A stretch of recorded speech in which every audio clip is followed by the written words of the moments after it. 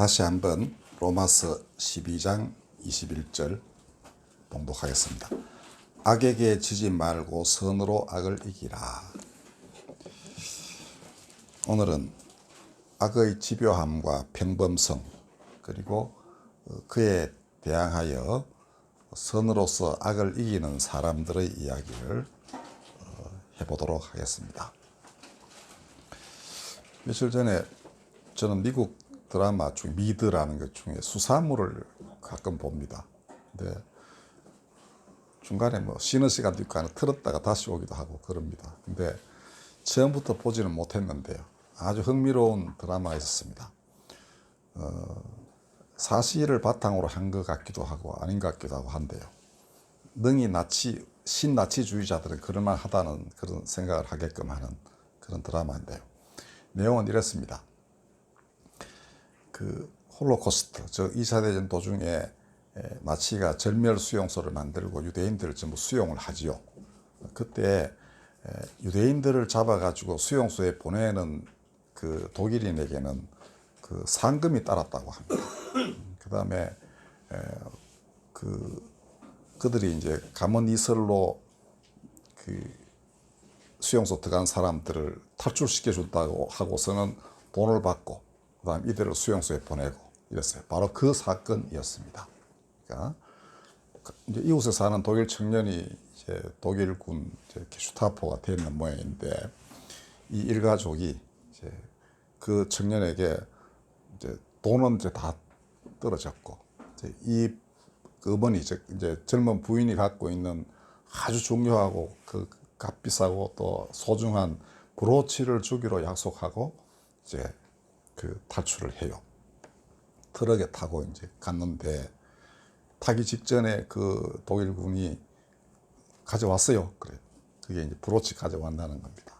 근데 이 여인은 그게 하도 아까우니까 그림을 그려가지고 일기장에 이렇게 넣어놔요. 일기장에 그 그림을 그리고. 그 이제 건네줘요. 도착해 보니까 수용소였습니다. 그리고는 바로 거기서 일가족이 이제 그 총살을 돼서 죽어요. 근데 그거를 아마 친척인지 누군가가 또 자기도 잡혀오면서 그 죽어 있는 이제 그 자기 친척을 보게 된 거죠, 일가족을. 그리고 많은 세월이 흘렀어요.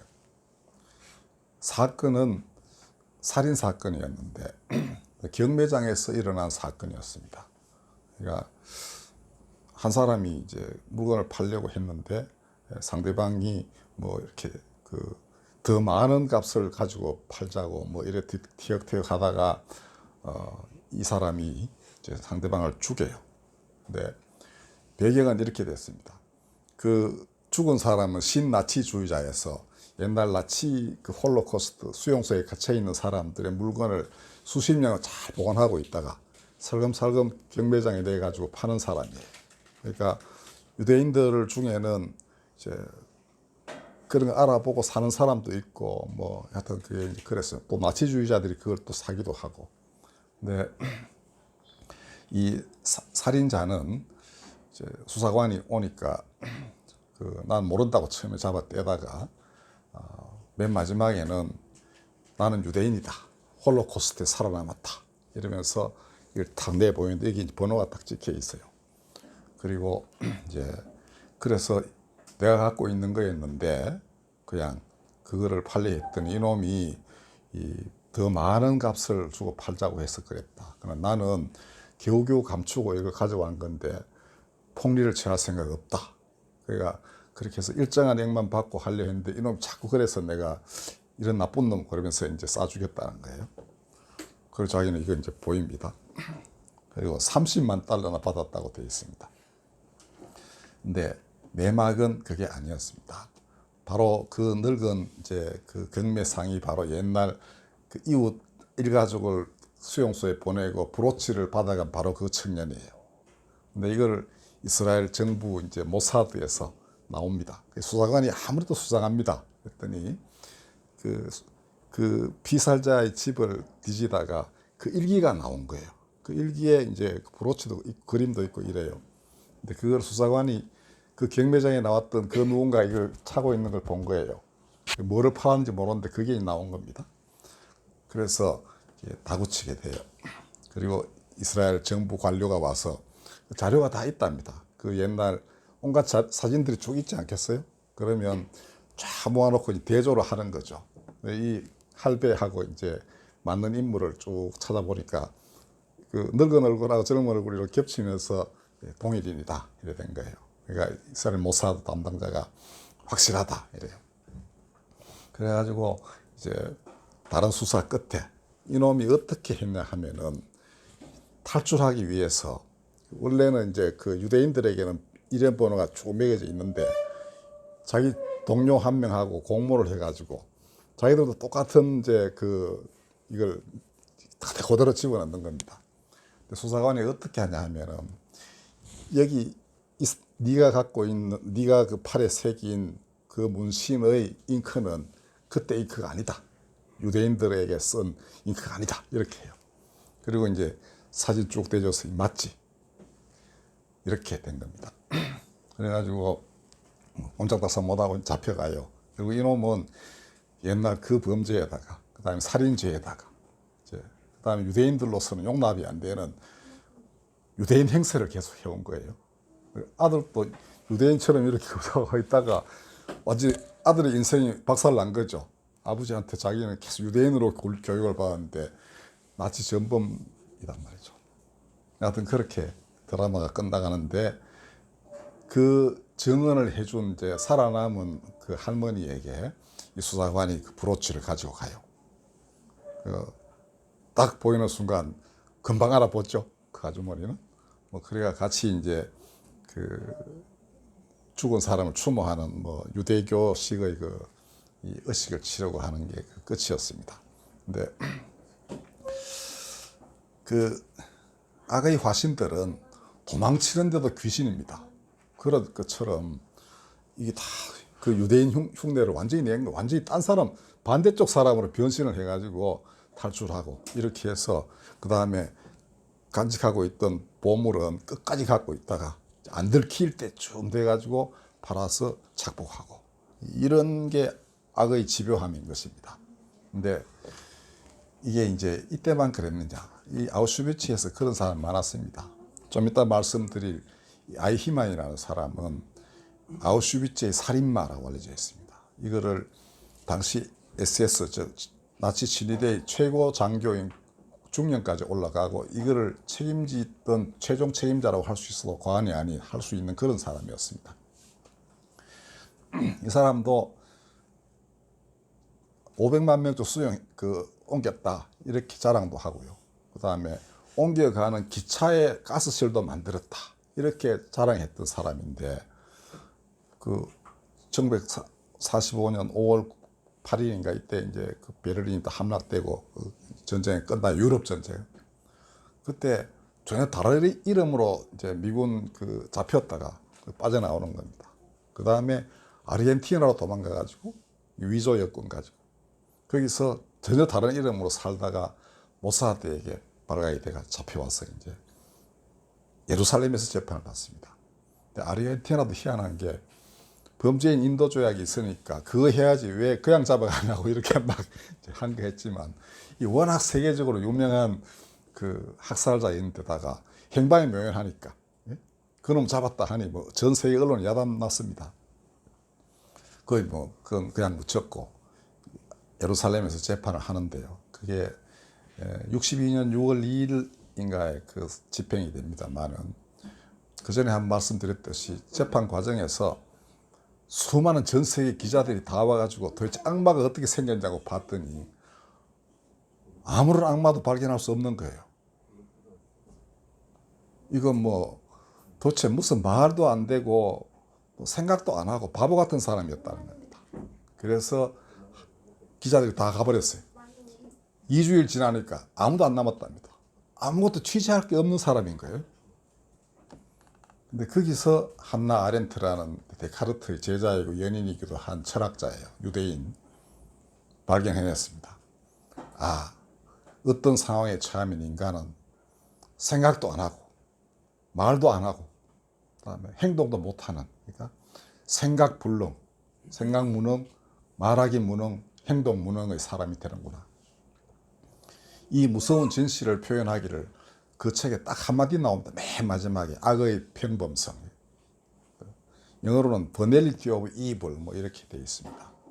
그러니까 그 두꺼운 책에 예루살렘의 아이히만이라는 책이에요. 맨 마지막에 딱 한 번만 나오는 단어인데 그게 지금까지도 수많은 사람들에게 악의 본질을 명확하게 표현한 그런 단어로 기억되고 있습니다. 근데 이 아이히만 이것도 그렇게 그 끝까지 도망치고 하는 그런 사람이었는데 또 그 선 쪽에 선 사람은 끝까지 추적해서 이제 잡아내죠. 이게 선악의 대결의 장입니다.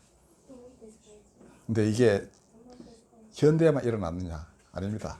아주 옛날 3,500년 전에도 있었습니다. 출애굽 사건 여러분들이 잘 아시죠? 네.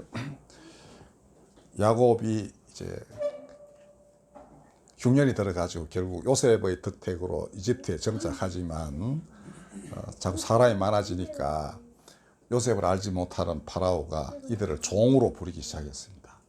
그러니까 뭐 잘 살던 시절은 몇십 년 되지 않았을 터이고 거의 400년 가까이 거의 종살이를 했던 그 히브리인들이었습니다. 근데 자꾸 이제 숫자가 더 많아지니까 파라오가 세신들하고 상의하기를 이거 저러다가 우리가 다른 나라하고 전쟁 칠 때 일마들이 반란을 일으켜가지고 저쪽에 붙으면 곤란하잖아. 이렇게 됐어요. 그래서 그러면 전쟁할 수 있는 사내 아이들은 몽땅 죽여버리자. 딸들만 남겨두자. 이렇게 해서 사내 아이들을 전부 다 이제 영화에 보면 강물에만 빠뜨려 죽이는 걸로 이렇게 되어 있습니다.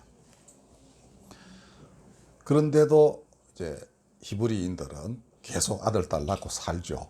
그러니까 이게 자기 아들, 딸들이 종되는 줄 알면서도 그냥 아이를 낳는 거예요. 그들에게는 희망이 있었습니다.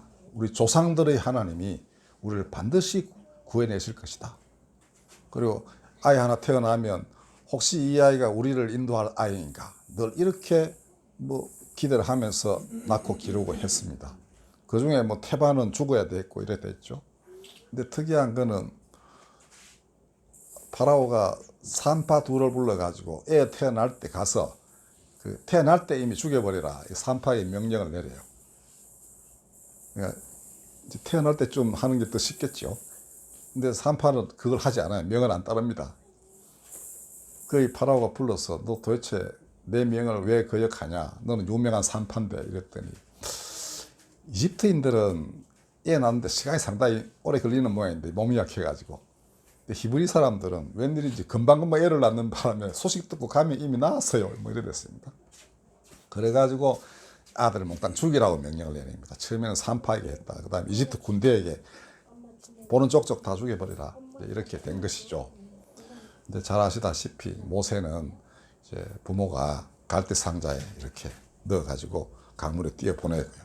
그 다음에 누나가 또 살금살금 따라갔다가 파라오의 공주가 애를 집어 올리고 아이고 이렇게 귀엽다고 또 이제 그러니까 대부분 가서 유모한 사람 모셔올까요? 이래가지고 친엄마를 유모로 이제 해가지고 이제 애를 데려와서 아예 집에서 기르게 돼요. 그 공주가 데려가서 키우다가 이제 혼자 뭐 먹고 마시고 놀고 할 때쯤 데리고 와라. 이래가지고 모세가 이제 공주의 아들이 돼버리는 거죠.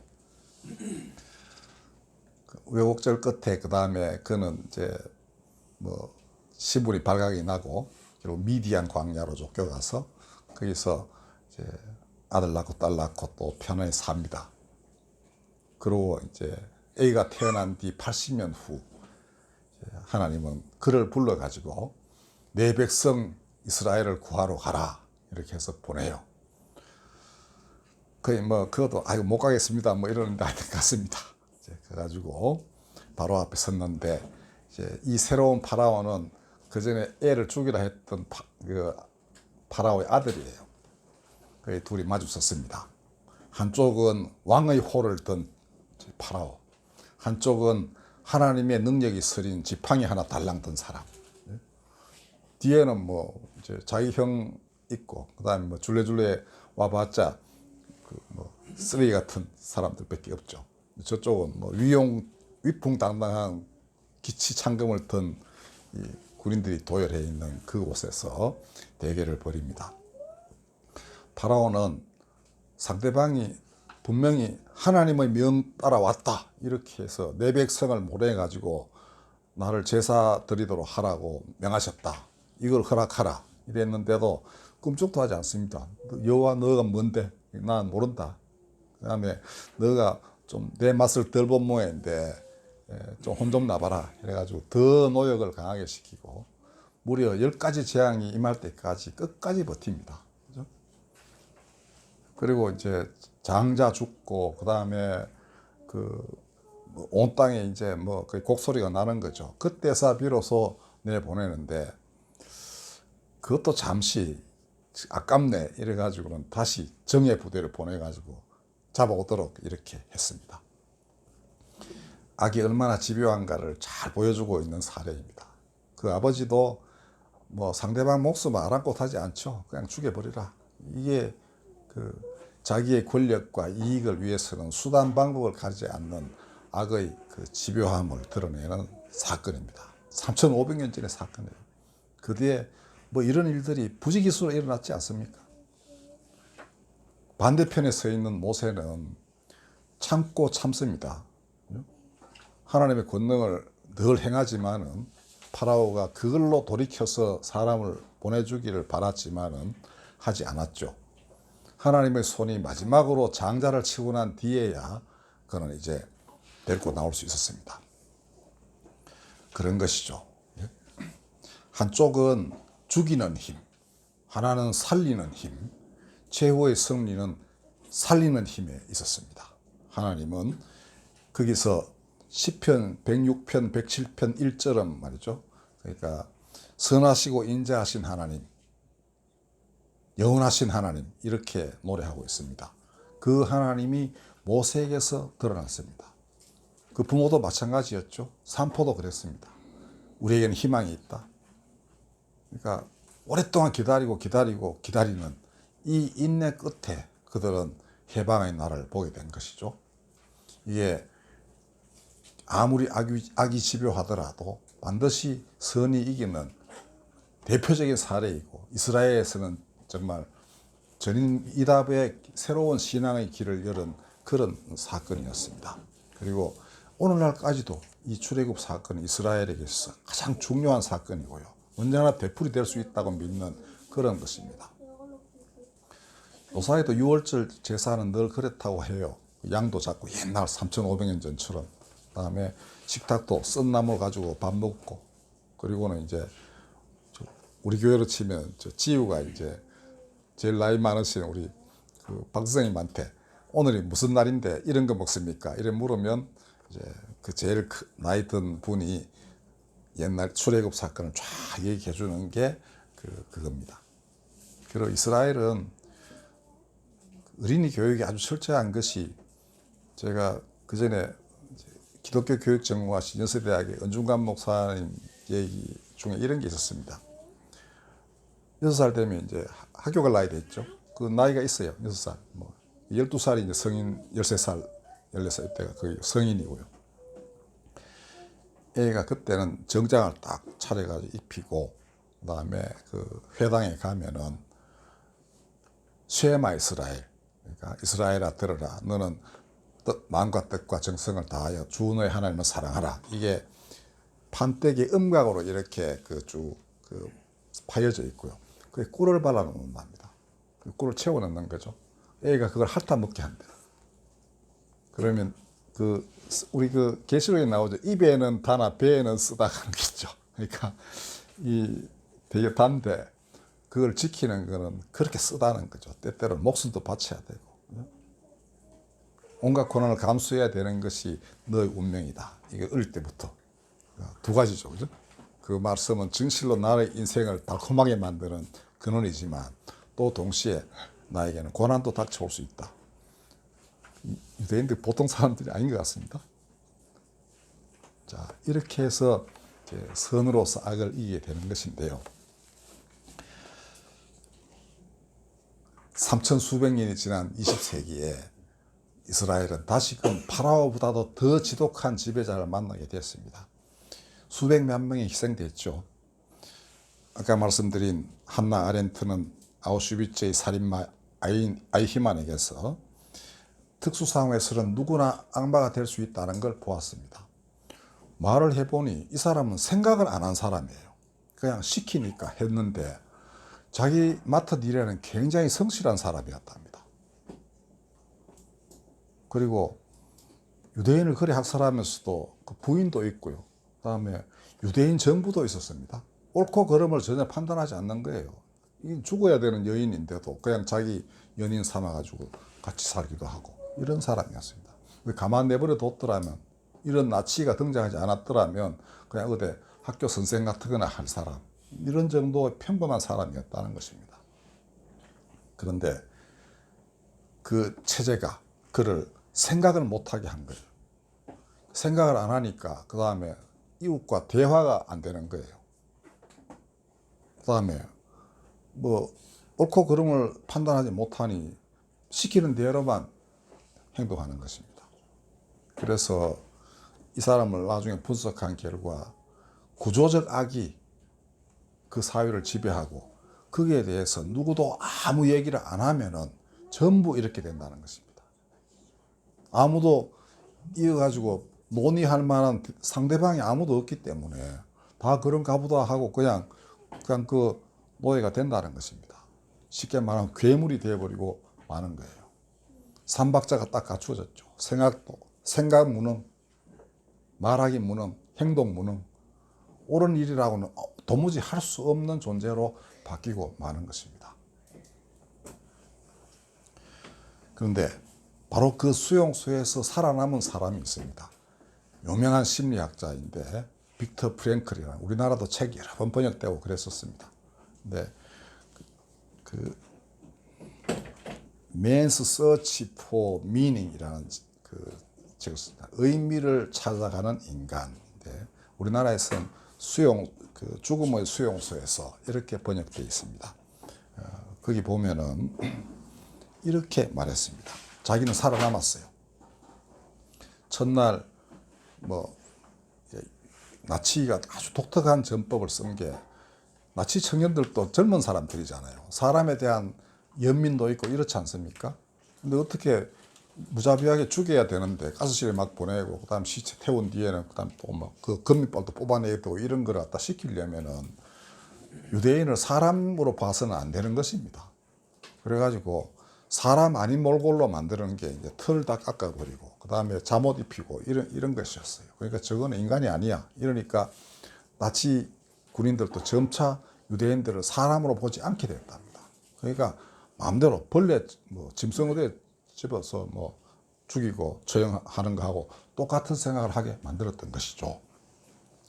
그런데 그 안에서도 살아남으려면은 뭔가 사람처럼 살기를 바라고 행동하는 사람이 살아남았답니다. 근데 이렇게 표현했어요. 그리고 이 사람이 이제 살게 된 것은 다 뺏겼대요. 자기 원고 이런 거.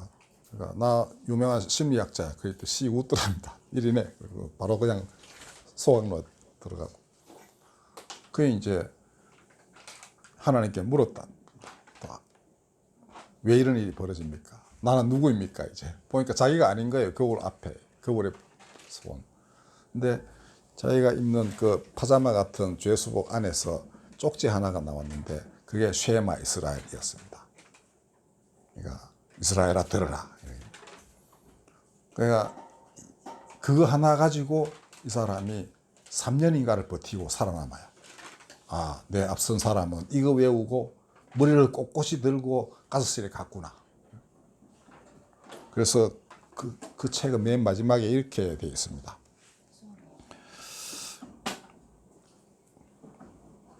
수용소라는 극한 상황에서 어떤 사람은 성인처럼 행동했고 어떤 사람은 돼지처럼 행동했다. 인간이란 가스 처형실을 고안해낸 존재이기도 하지만 동시에 주님의 기도나 쉐마 이스라엘을 외우며 가스실에 들어가는 존재이기도 하다.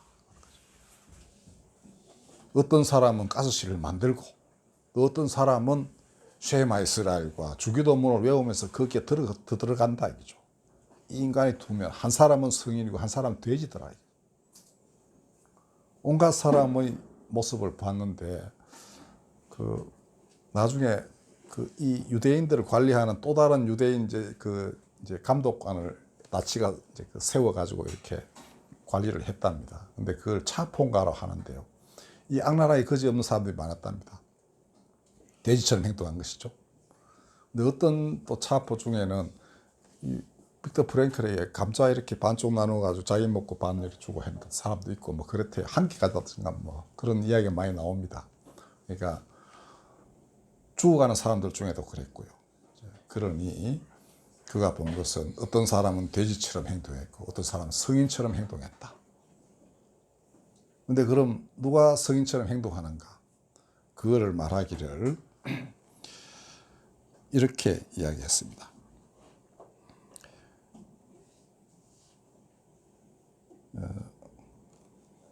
한 인간의 삶에서 의미를 발견하기 위한 투쟁은 인간에 있어서의 원초적 동력이다. 그러니까 인간에게는 하나님이 주신 의미를 찾고자 하는 마음이 있다는 겁니다. 근데 그걸 놓치지 않고 그걸 찾는 사람은 수용소에 그 온갖 어려움 속에서도 성인처럼 사람처럼 살다 갔다 이거죠. 의미를 찾아라. 인간에게는 반드시 의미가 있다라고 생각하는 사람.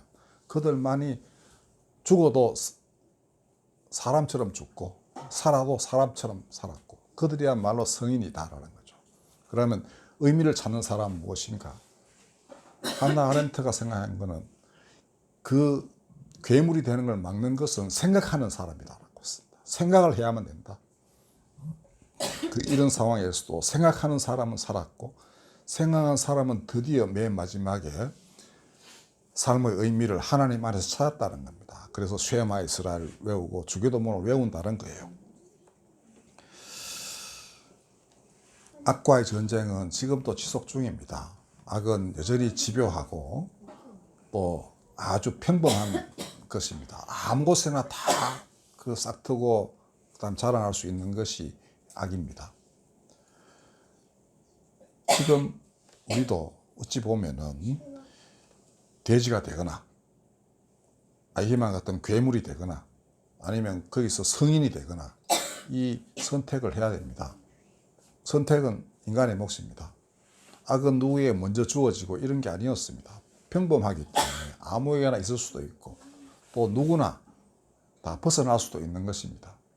어떻게 벗어나는가? 생각을 해야 되고 그 다음에 진실로 내 삶의 의미를 하나님께서 찾고자 하는 사람, 그만이 돼지도 안 되고 괴물도 안 되고 오직 성스러운 사람으로 인간 본연의 모습을 찾게 되는 것입니다. 모세처럼 그리고 수용소의 성인들처럼 하나님에게서 삶의 의미를 찾는 사람에게만 하나님의 능력이 임하실 수밖에 없습니다. 그리고 그런 사람만이 선악을 명백하게 분간할 수 있습니다. 그리고 새로운 세상을 만들어가는 주역이 될 수 있고 또 자기 주변 사람들을 그 하나님의 성스러운 능력 안에 보호할 수 있는 사람이 됩니다. 여러분, 아이를 정말 하나님 안에서 살게 하려면 생각해야 되고 하나님 안에서 의미를 찾게 하고 이게 가장 기본 아니겠습니까?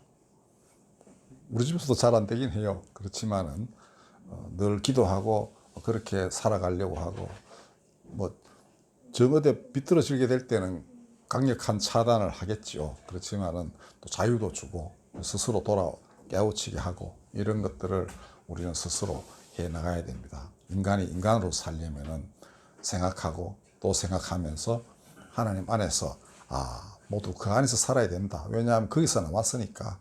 이게 아주 간단한 이치죠. 뭐. 여러분들 죽음 임박하면 돌아갈 때가 이제 내가 어디로 가야 되지 이런 생각 하지 않겠습니까? 조상에 돌아간다. 뭐 조상이 그렇게 내가 모든 것을 기댈 만한 건 아니지 않습니까? 그 위에 결국 인간을 내신 하나님이 계시다. 이 믿음으로 내 삶을 마무리도 할 수 있고 내 사는 중간에도 문득문득 스치는 의문 같은 거 다 해소할 수 있는 것은 오직 여기뿐입니다. 부디 하나님 안에서 의미를 찾고 행복한 삶을 누리는 귀한 우리 성도들 되기 바라고, 또 우리나라도 다 그렇게 되기를 간절히 바랍니다. 기도하겠습니다. 거룩하신 하나님, 악이 아무리 집요하고 모든 곳에서 싹이 튼다 할지라도 하나님의 능력을 어찌 감당하겠으며 하나님의 손길을 어찌 벗어날 수 있겠습니까?